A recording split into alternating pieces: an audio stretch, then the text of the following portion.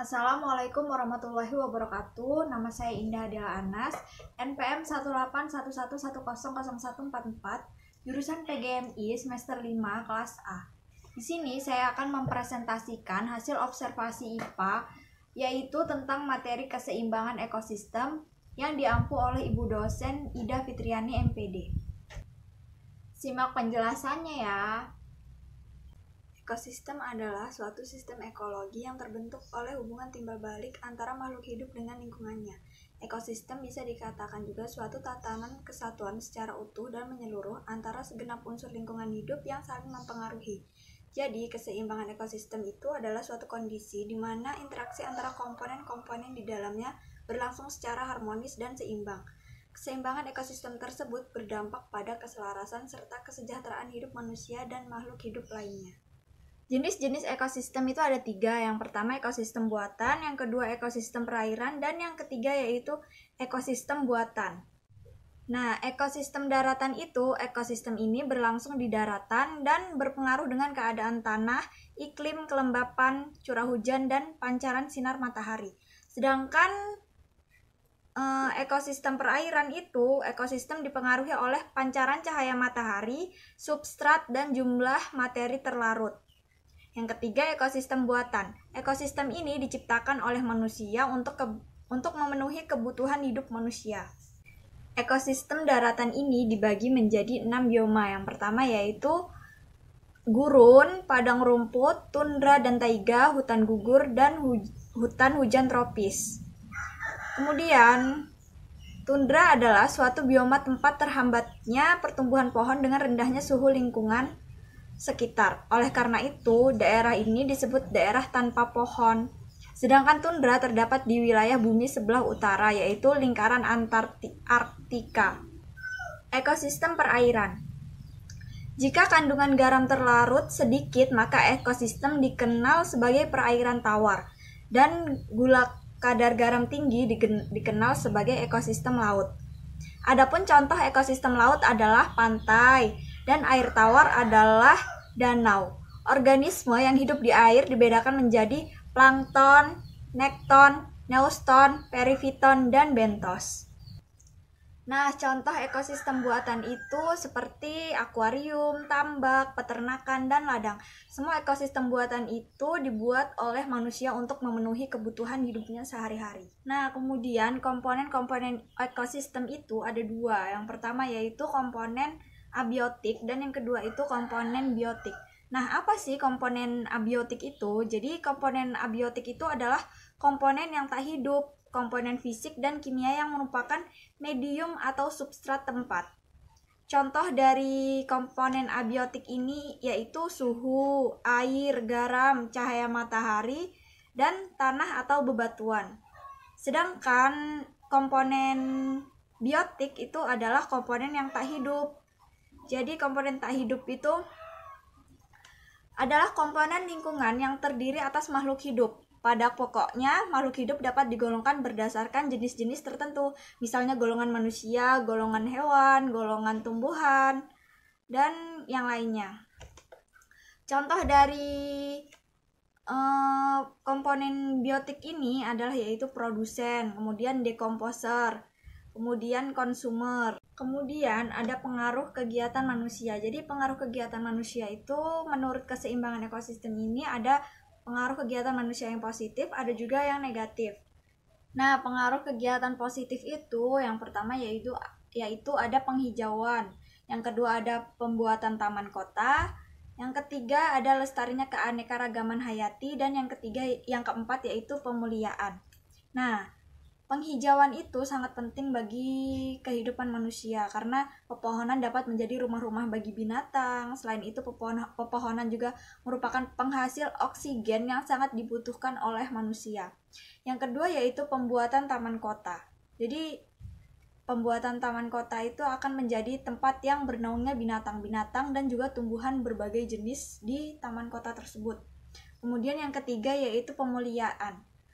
Aktivitas manusia yang selanjutnya yaitu pemuliaan terhadap lingkungan manusia apabila secara kolektif atau bersama-sama saling merawat, menjaga, dan memuliakan lingkungan, maka hal ini sangat berpengaruh bagi kelangsungan hidup tumbuh-tumbuhan dan juga hewan. Yang keempat yaitu lestarinya keanekaragaman hayati. Pelestarian keanekaragaman hayati ini terutama sangat berhubungan dengan binatang dan juga tumbuhan yang langka atau hampir punah. Kita perlu menjaganya agar keberadaan binatang maupun tumbuhan tersebut tidaklah punah, sehingga suatu saat anak cucu kita dapat menikmati hasil dari lestarinya keanekaragaman hayati ini. Nah, kegiatan yang negatif yaitu yang pertama yaitu penggunaan pestisida, yang kedua polusi, yang ketiga penebangan hutan secara liar, yang keempat pembuangan limbah pabrik. Jadi keempat tadi itu kegiatan negatif yang bisa mengganggu keseimbangan ekosistem.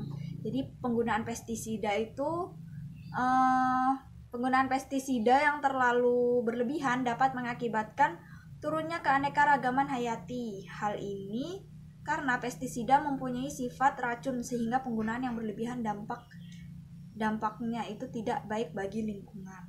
Yang kedua yaitu polusi. Jadi polusi juga merupakan salah satu aktivitas manusia yang dapat menurunkan keanekaragaman hayati. Polusi yang dilakukan oleh manusia ini bisa saja meliputi polusi tanah, polusi air, polusi udara. Kemudian yang ketiga yaitu penebangan hutan secara liar. Jadi penebangan hutan secara liar ini dapat mengakibatkan hutan itu menjadi gundul. Hutan yang gundul tanahnya akan menjadi tandus. Hal ini dapat menyebabkan bencana banjir ataupun longsor. Hutan yang gundul tidak dapat menampung air. Saat hujan deras tanah akan terkikis oleh air. Tanah tersebut ikut hanyut bersama aliran air sehingga menjadi tandus. Yang keempat yaitu pembuangan limbah pabrik.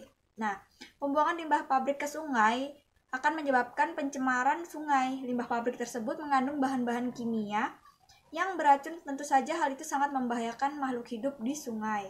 Jadi pembuangan limbah dapat memusnahkan ikan-ikan dan tumbuhan yang hidup di sungai tersebut. Nah, selanjutnya yaitu kita masuk kepada dampak positif dan negatif objek wisata pantai terhadap ekosistem pantai. Yang pertama yaitu ada dampak positif. Dampak positif yang pertama yaitu membuat jiwa lebih fresh dan merasa senang ketika berada di pantai. Yang kedua, tempat liburan bersama keluarga, kerabat, dan teman-teman. Kemudian yang ketiga, mengenalkan pada dunia bahwa Indonesia memiliki pantai yang sangat luas. Kemudian yang keempat, membuat orang tertarik dengan olahraga yang ada di pantai. Yaitu ada dampak negatifnya. Yang pertama yaitu banyaknya masyarakat yang membuang sampah sembarangan akan mengakibatkan ekosistem yang ada di laut itu bisa menjadi rusak. Kemudian yang kedua, tidak indah lagi dipandang oleh mata. Dan yang ketiga, mengganggu biota laut jika dibiarkan terus-menerus. Kemudian yang keempat, jika banyak sampah di sekitar pantai, maka pada saat manusia berenang di pantai akan menimbulkan gatal-gatal di badan karena kotornya air pantai atau air laut tersebut. Nah, kemudian hasil pengamatan yang didapatkan, yang pertama yaitu ada air yang keruh.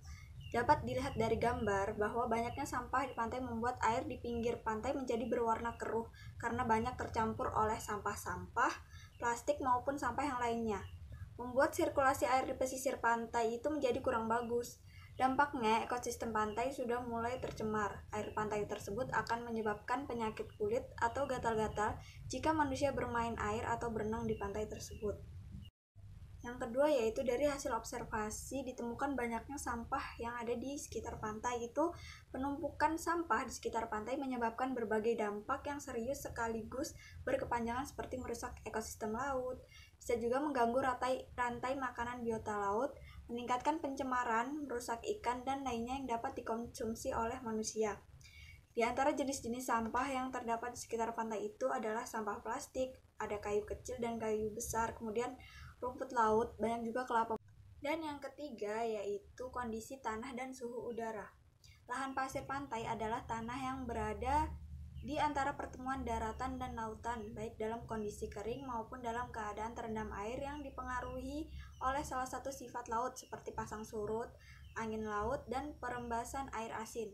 Selain itu, juga dipengaruhi oleh proses alami yang terjadi di darat seperti sedimentasi dan aliran air tawar. karakteristik tanah di pantai ini adalah tanah bertekstur pasir dan berbutir tunggal. Di daerah pantai, suhu udaranya lebih panas karena ketinggian suatu tempat berpengaruh terhadap suhu atau panas dinginnya suatu daerah tersebut. Semakin tinggi suatu tempat, maka akan semakin dingin pula suhunya. Hal itu karena pengaruh tekanan atmosfer yang ada di bumi. Hal itu pula lah yang menyebabkan daerah pantai lebih panas.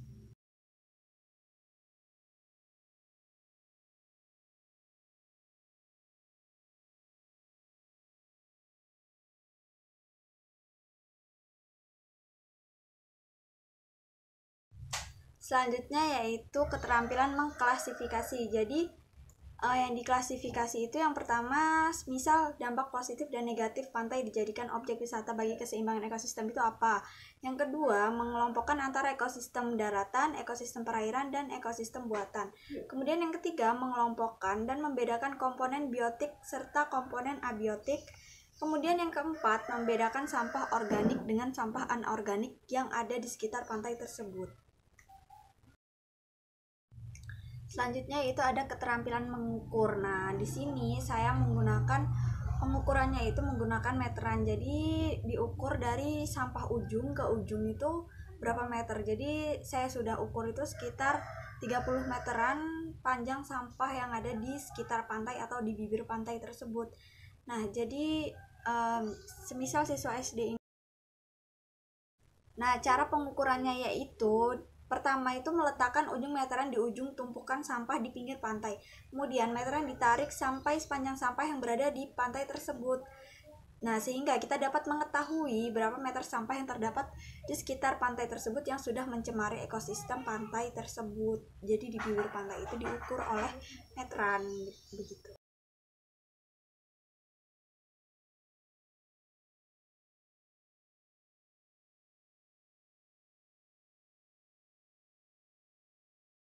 Sekian presentasi yang dapat saya sampaikan, semoga bermanfaat untuk kita semua. Saya ucapkan terima kasih. Wassalamualaikum warahmatullahi wabarakatuh.